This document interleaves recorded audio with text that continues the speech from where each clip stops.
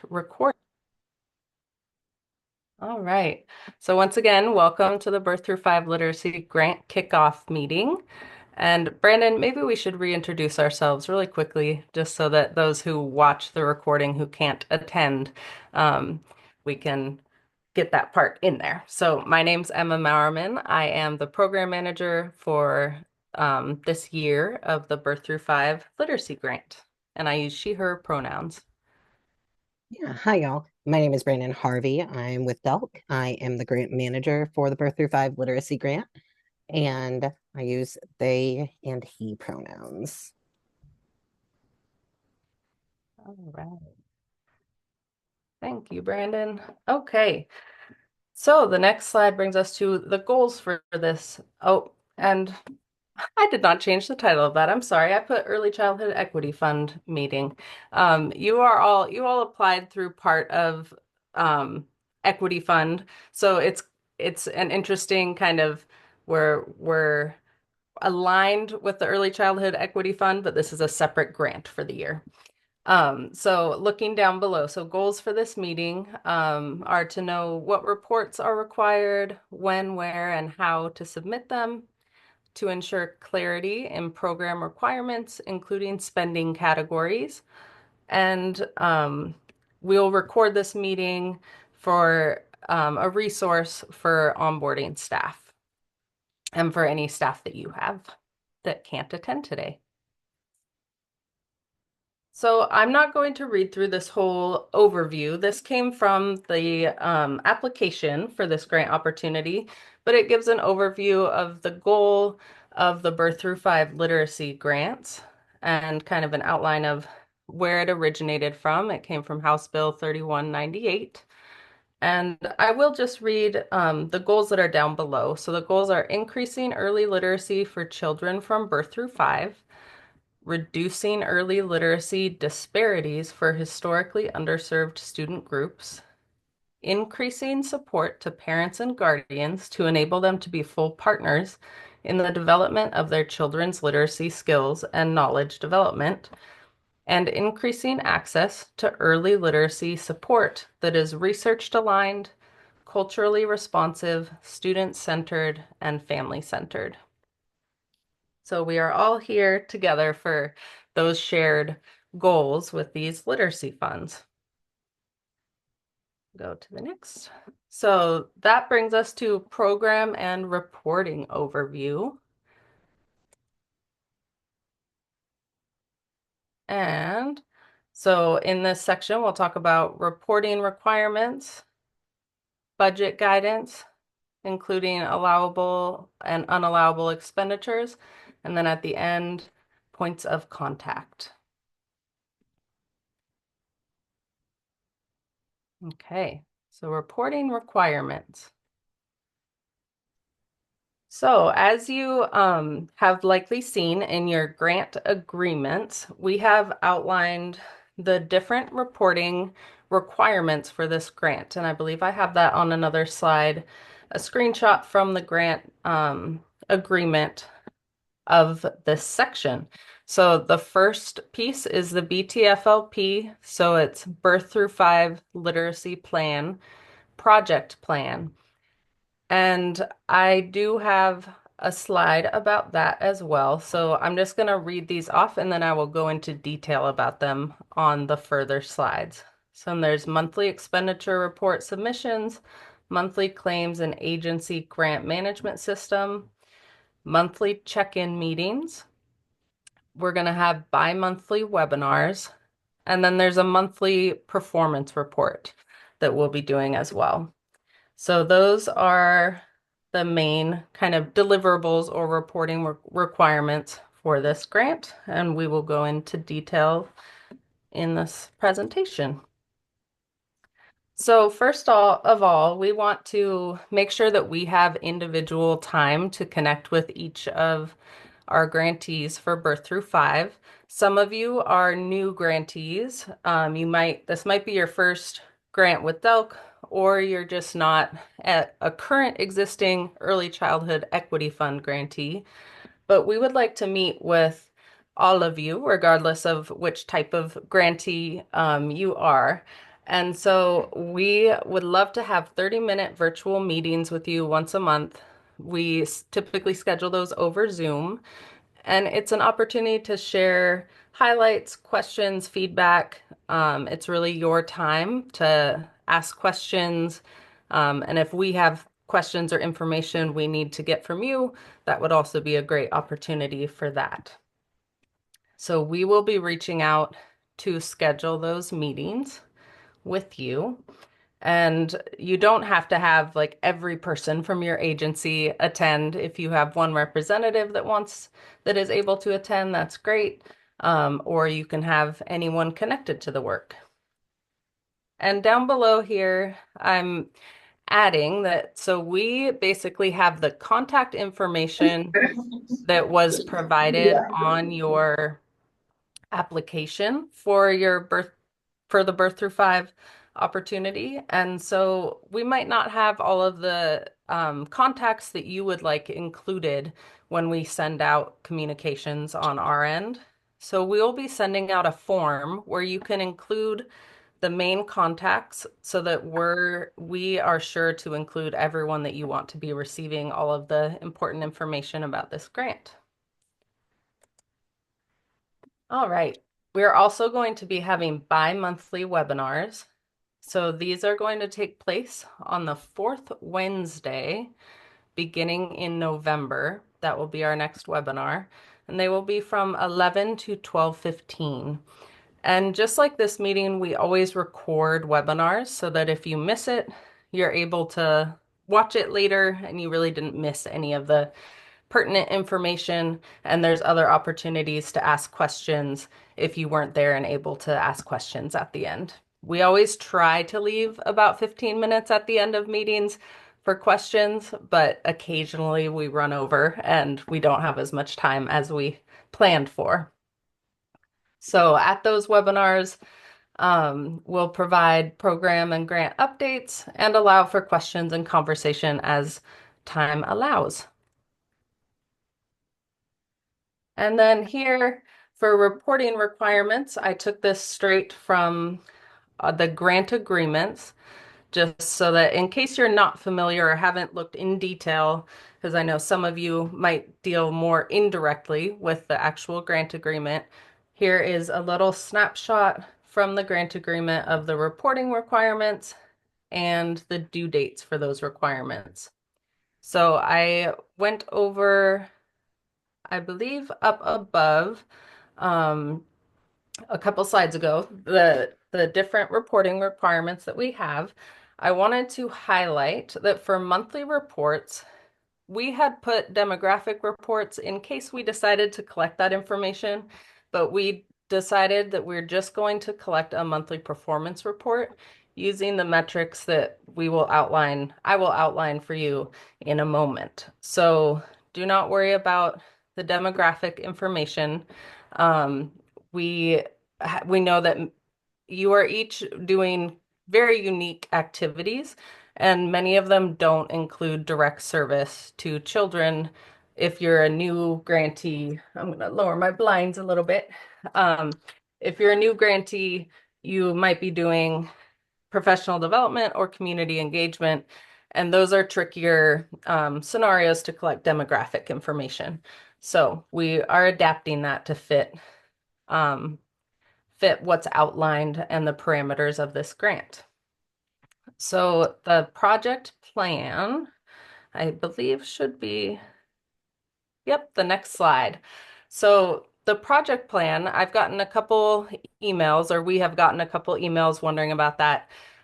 This will be a Smartsheet form that we will email out to all of you within this week. So we're having help getting it into the online form that we need it in.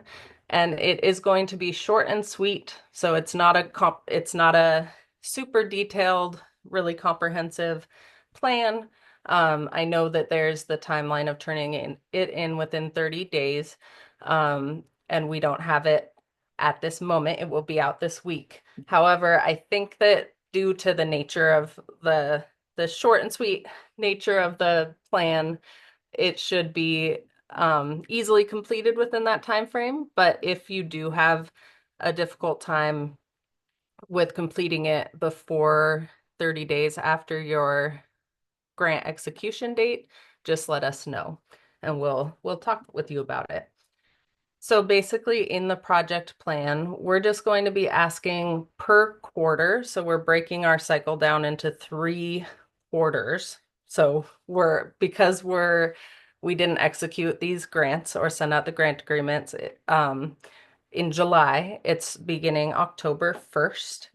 And so we will be asking in this project plan for you to just select the activity that you're doing and then select within each quarter if you're planning to be um, what stage you will be with that activity, whether you'll be planning that activity, whether the activity will be in progress or completed. So pretty basic in terms of the information. We just want to see kind of an outline of when certain pieces of your programming or activities will be happening. And then we'll ask for a very brief description of what that activity is. And that will be in a form that you can submit that we will send out via email. All right. And that brings us to the reporting metrics. So the first report won't be due until November 15th, and we will be sending out the report way before that date. We're not sharing the actual report with you today, but we wanted to share that in your grant agreement, you have a chart that looks like this. It's not in these colors, but it lists the activity and only the ones that you're approved for will show up here. So some of you might just have one activity and the metrics associated with that. So the metrics are what the information that we're going to be asking in the report. Um, and some of you might have all three on here if you're doing all three of these components, if you're doing professional development, community engagement, and the more programmatic piece, which that one's just for current ESEF grantees. So current ESEF grantees are the only group that will have this third drop down there. So the metrics associated are listed on the right. And so if you're someone who's engaging in programming, it would be useful for you to look at your grant agreement so you can get a sense of what the activity is outlined and what all the metrics are that you need to be tracking. So it's not too extensive. It's basically like the number of early literacy trainings offered or the number of family engagement activities held. And if there are resources being distributed, we're asking for the number and type of resources. So that's just reading off a couple of the metrics. So the reporting should not be too overly extensive or difficult to track on your end. Okay, so I wanted to highlight also that our grantees, so tribal nations have different activities, have a slightly larger list of activities that they are able to do with this grant. And so their activities are listed here in bullet points A through E. And their reporting metrics are not in the grant agreements. However, they look very similar in terms of the type of questions that we're asking, the metrics that we're collecting. It's really like number of um, number of resources, number of trainings, and a little description essentially. So we will make sure that all of our grantees who are tribal nations receive the information that they need to be successful in reporting. So I just wanted to highlight that little difference there. Okay, so for the performance report, which is what I was just talking about with the metrics, those will be due by the 15th of the following month. So that means the first report will be due November 15th. So you still have some time on that and we'll be sending out the form. So just make sure that you're selecting the correct month because some people, when they fill out those forms, it can get confusing and you might want to select the month that you're currently in. So make sure you select the report for the previous month that you'll be reporting on. So you have approximately 2 weeks after a month finishes to submit the report for that previous month. So those reports will include the numbers and information for each metric that's listed next to your approved activities in your grant agreement, and then a brief summary of the activity.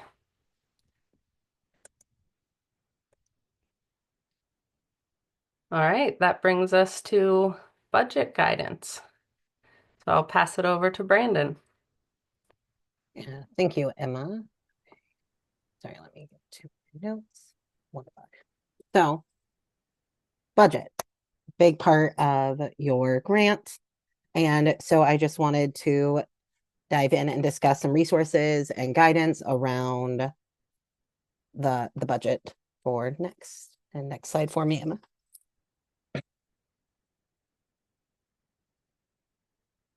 Excellent. So here's what we're going to go over. We're going to talk about what the grant management office is for DELC, our awards management system, and we have Julia here to chat about that. Our budget, what budget components we are asking for, the monitoring, and then resources at the end. So next slide for me, Emma, please. Wonderful. So the other half of DELC that works with Birth Through Five is our grants management office. Teresa Waite is the director of grants management office she actually managed both the equity fund and OPK before or prior to becoming a supervisor. The grants management office manages all funds awarded to grantees and contractors and ensures compliance that funds are spent for their intended purpose. We help with the fiscal aspects of grant administration and can assist with the award management system or AMS. And we have an AMS coordinator within our office so we can connect with you as well. So next slide, and I will pass it off to Julia. Thanks, Brandon. Hi, everyone. My name is Julia Lafferty. I am the Awards Management System Coordinator for DELC.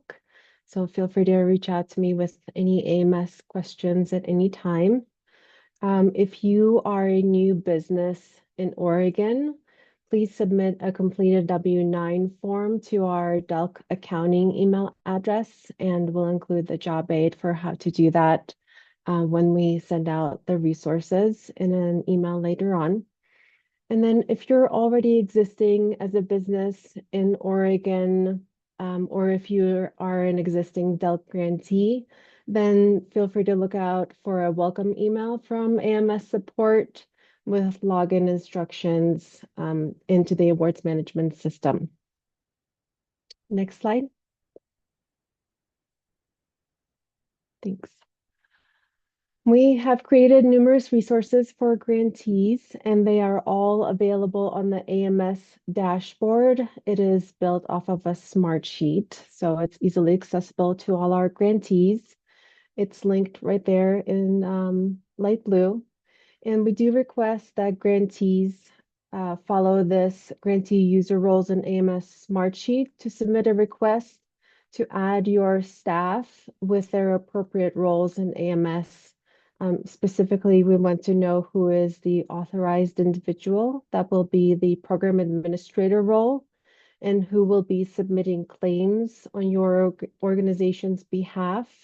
That individual or individuals will have the claim coordinator role. And we recommend that grantees read the AMS manual, the claim lifecycle, and the decision tree infographics, just to get a little bit more familiar with our system and who to go to for questions. Next slide. All righty. We recommend that grantees review the how to log into AMS job aid, as well as the how to start and submit a claim job aid. Those will be included in the welcome email. So when you receive that, make sure you read through those job aids before you get started. And if you have any questions or issues logging into the system, please let me know. We'll be happy to help you out. And we're going to do a quick little demo. I'm going to share my screen now. Maybe.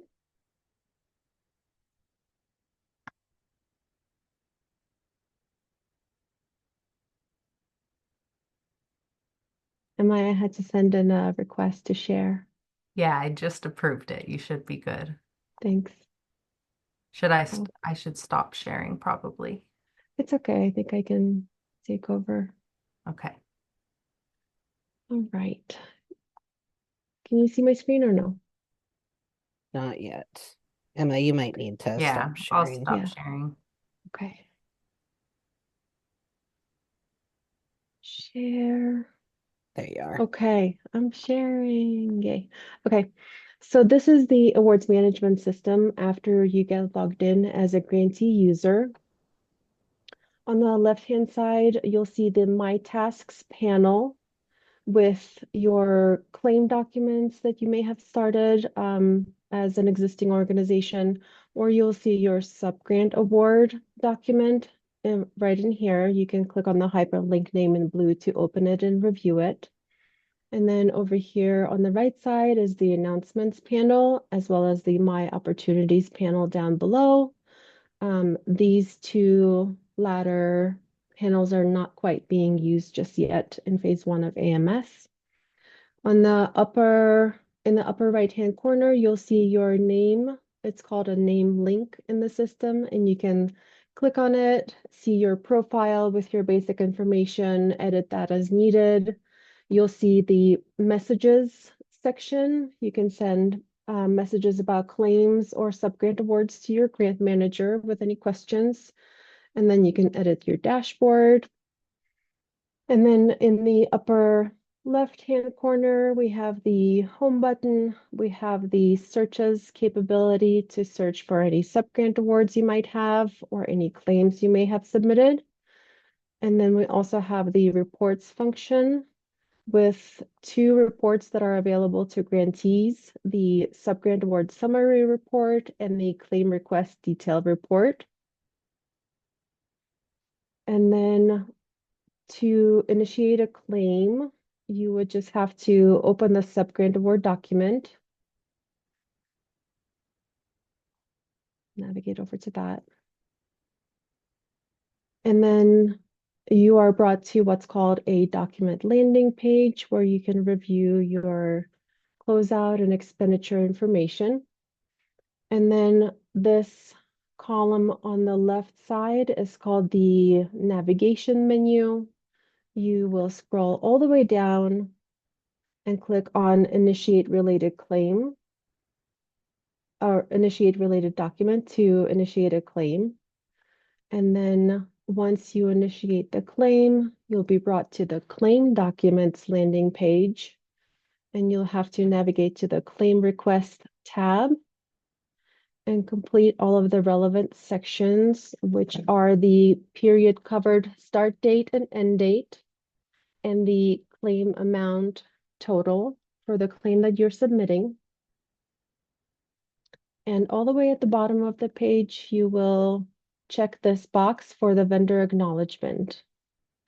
And then go ahead and click Save in the upper right-hand corner.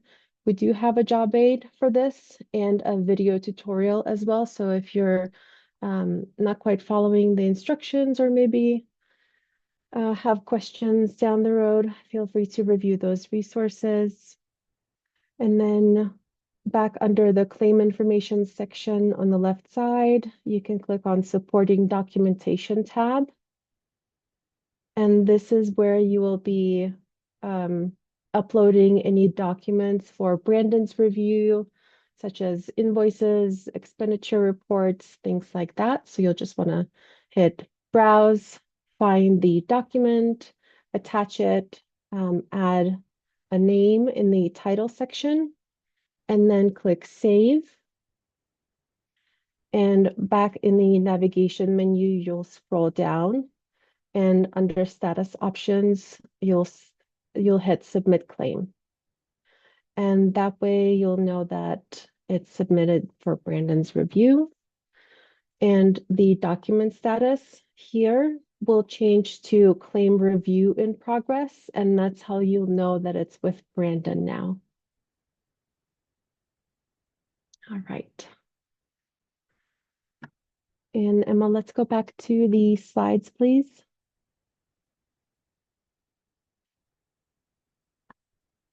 Okay, there we go.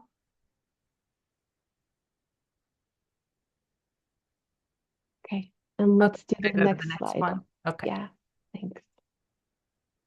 Okay, and if you have any questions at all, there's no wrong door, so feel free to email me or Brandon. If it's AMS specific, please do reach out to me. I'm happy to help you at any time. And then feel free to sign up for our Gov Delivery Bulletin newsletters. The link is included right there in the slides, and you'll be able to stay in the know of any updates, any other features that are coming up or are available. Thanks so much.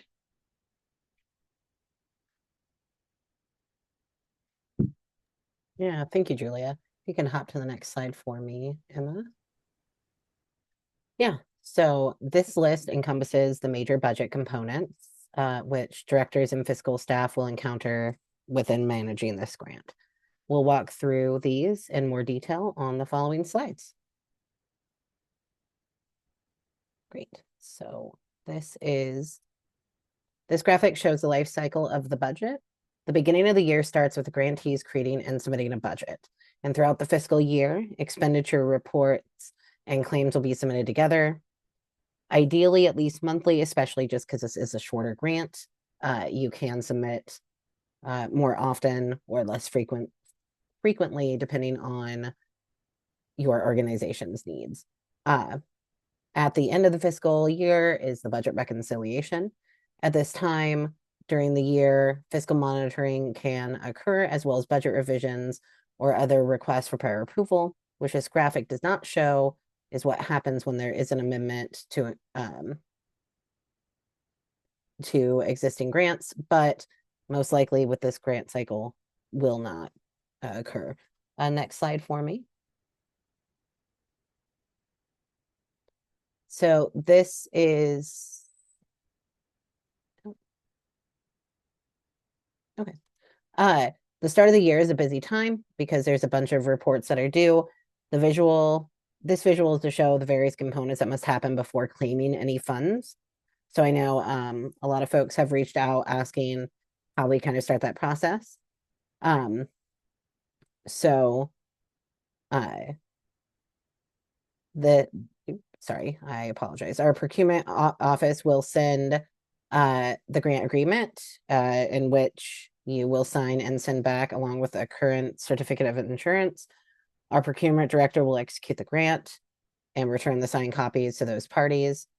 So this ties in to the top, which is in light blue, because your budget is per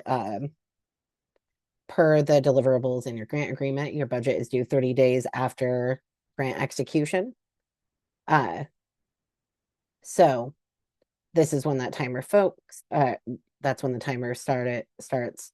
And in the middle of the apple color are the AMS components. So making sure that you have access to submit your claim. And then the dark blue is just that process that we had outlined. Okay, next slide for me, Emma. Okay. And in order to execute your agreement, DELC needs your program certificate of insurance. So please ensure that you've reached out to procurement to get those taken care of. And next slide. Excellent. So in terms of general budget tips, the one thing that has come up a lot is just kind of the differences between equipment versus supplies. So DELC categorizes supplies as tangible units under 5,000 and equipment is a single item costing $5,000 or more. So the other is to keep in mind for cost allocation plans. If you have funding other than this birth through 5 grant, or have multiple avenues, there should be a cost allocation plan, although it can be different for different kinds of expenditures. Also, if you're submitting a request for prior approval, please make sure you indicate whether your cost allocate or what your cost allocation plan is for that item. And if you've submitted your start of year cost allocation plan, then just mention that in the same. Otherwise, I will reach out and ask. Next slide for me. So this is what your monthly expenditure report is going to look like. Keep in mind to submit expenses or to submit expenses to the correct line, which corresponds with that budget that was sent out. Please note that if it is not in the right one, or there's something that's not on your budget, I will be confused and I will reach out. So I do look at the budget to make sure that the expenditures reports make sense. But again, I will reach out for clarity if needed. And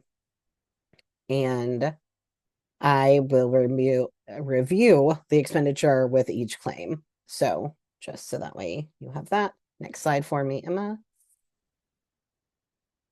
So this is, again, just some general budget guidance, making sure that you have the difference kind of known between supplies and equipment, and what those items are. Next slide for me. Perfect. So this is a screenshot of the budget that you all should have gotten in your email this morning from me. So this does look different than the budget that was with the application process. So there's no narrative table. So please use this to submit. And please email it back to me when submitted. So that way we can get it approved. Okay, next email, Emma. Excellent. So this table lays out what to expect during the grant period, which any budget revisions, requests for prior approval, and monthly expenditure reports and claims. And oh, I'm realizing, I apologize. Please ignore that it says use the monthly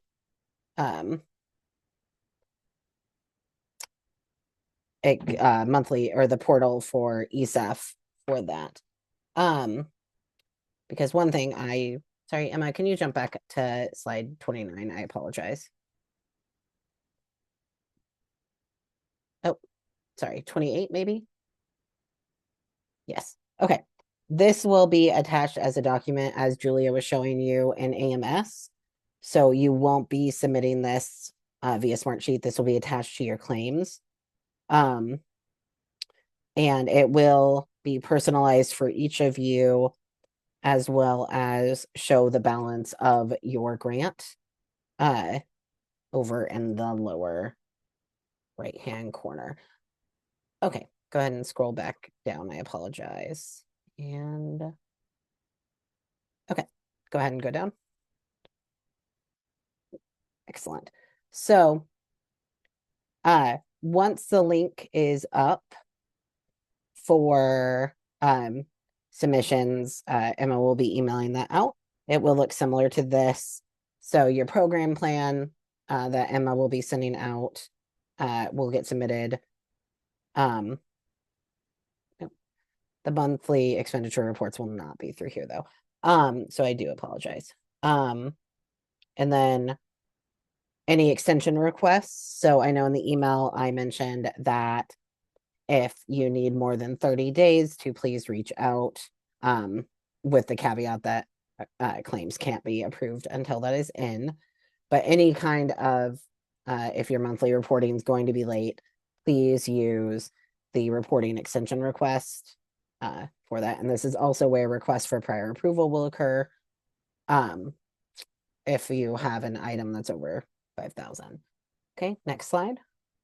And I just wanted to add, we can make those changes in the slideshow presentation before we send it out to everyone. Perfection. Okay. So how do you know to submit a request for prior approval? Well, they are large equipment purchases that were not included in start of the program year budget, budget revisions, whichever is less, 10,000 or 10% or 25,000, a change in scope or a request to subcontract. So most of these probably won't be applicable throughout this grant year, but just so you know that that is what the process is for that. The major fiscal reasons for doing so are those large equipment that aren't included, but we have a short amount of time and we're getting your budgets approved as we speak. So, all right, next slide. So, request for prior approval and subcontracting is only needed when the scope of the project is being subcontracted. If it's like, i.e., if a subcontractor is managing the day-to-day operations of administrating the grant, but not for services like janitorial, food, service, bookkeeping, etc. So when you select this options, it would be who is the subcontractor and explain their exact scope of work and explain the details of how the grantee intends to subcontract, including all known processes, how services will be implemented and monitored, and you would upload all relevant documents for the subcontract itself. So next slide. So some common recommendations that just makes all your grant processes a lot easier when operating with Delk is to make sure that you have a record of what items are received. If you do any smart sheet, there's a little check mark or checkbox at the bottom that will send you a copy. But in keeping clear records, especially regarding payroll, when staff roles include blended or braided funding. And so that'll make it a lot easier for fiscal monitoring and review on my end and yours.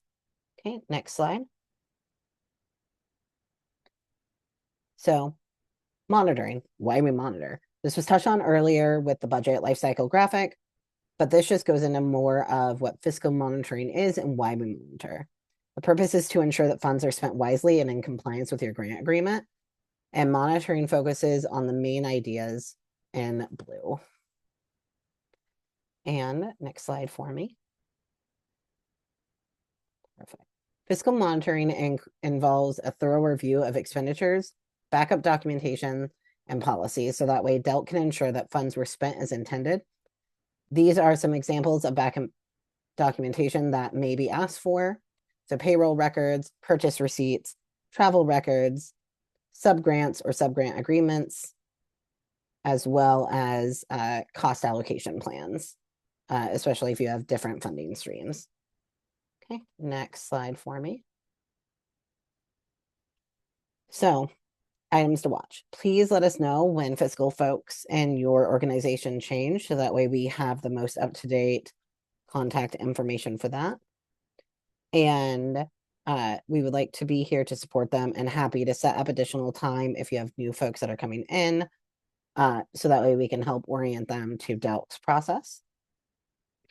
As a reminder of items to watch, your administrative costs for this grant cannot exceed 15%. So that is something that could fluctuate throughout the year, but the final claim cannot exceed the 15% maximum. I'll watch for this, but it is best practice to have this internally monitored as well. So, and thank you. And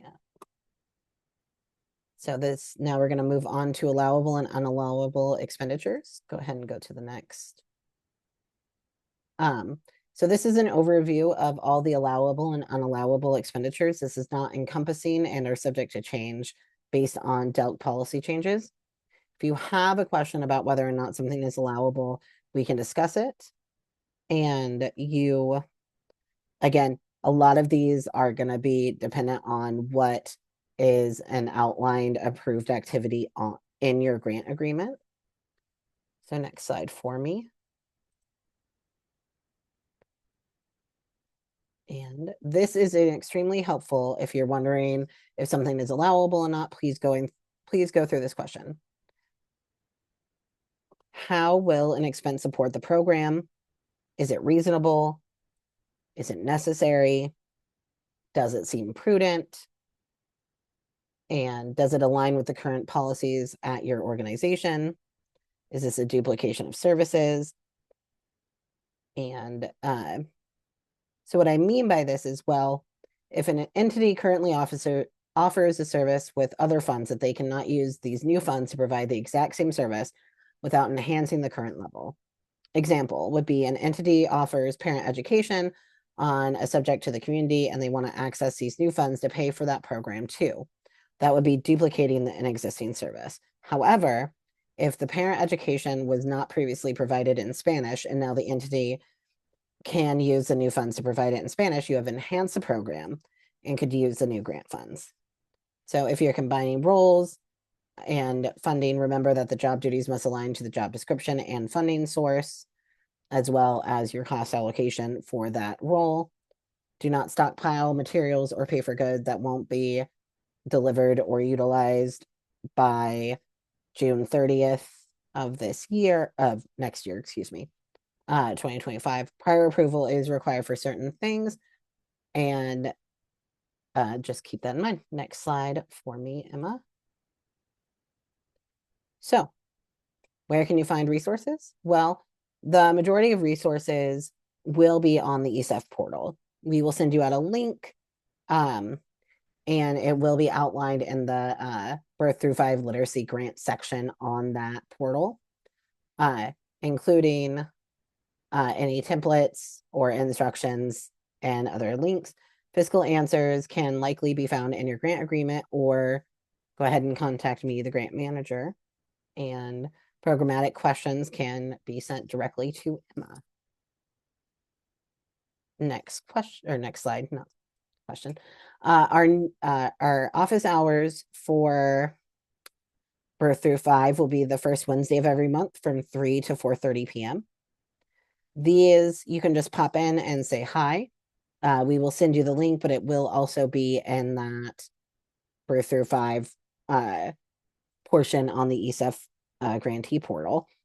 And so this is a time to bring any questions that you have for MRI, just to say hi, check in, and we will be there. Okay, next slide. And in addition to our regular scheduled bi-monthly webinars, our office hours, and our monthly check-ins, we can be reached at these phone numbers and emails. And we will also have a booking link on the ESEF dashboard portal, so you can schedule an appointment or a meeting with Emma and I whenever you would like. And next slide for me. And in addition, these are some other general emails that you may need. So we've got the insurance, procurement, as well as the award management system to contact Julia or anyone else to any help with AMS. And if you have questions after this webinar, please feel free to stick around. Emma and I will be here for that. And yeah, thank you so much. So Brandon, I think you could stop recording. yes. And then whoever